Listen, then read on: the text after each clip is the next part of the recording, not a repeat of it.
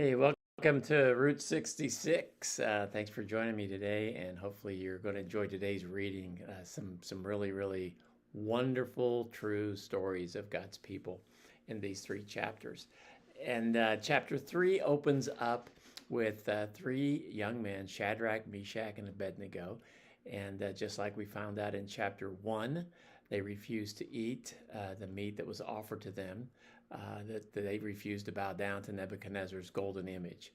And they're thrown into a fiery furnace, but God miraculously preserves them. And in fact, the fourth one appears to be the Son of God.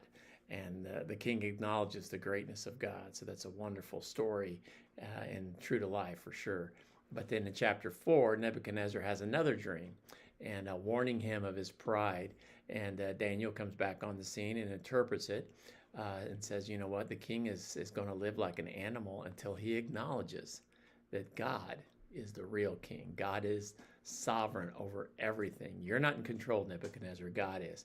It happens exactly like it was prophesied, like his dream said. But at the end, Nebuchadnezzar finally humbles himself and glorifies God, and it's a great testimony to God. I believe that he became a follower of God. Regardless, it's a great thought about what God does to leaders and how he wants them to follow him. And then in chapter 5, Belshazzar, who is Nebuchadnezzar's successor, he holds a feast and has some of the sacred temple vessels from Jerusalem. And then he sees a hand on the wall writing a message in the Persian language that says God has weighed your life and you're found wanting. And he doesn't know what it means, but Daniel interprets it that it's God's judgment. And that very night, Belshazzar will be killed and the kingdom will be given over to the Medes and the Persians. So 3 lessons from these 3 chapters. 1, courage in God brings God's presence. When you are courageous for God, God will show up.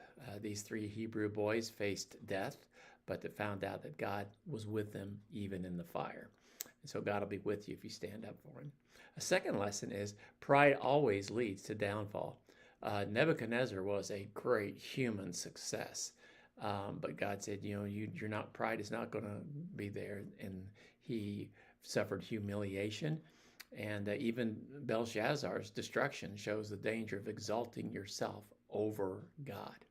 And they may seem like they're on top of the world for a while, but pretty soon, if they don't humble themselves, God knows how to humble people pretty good.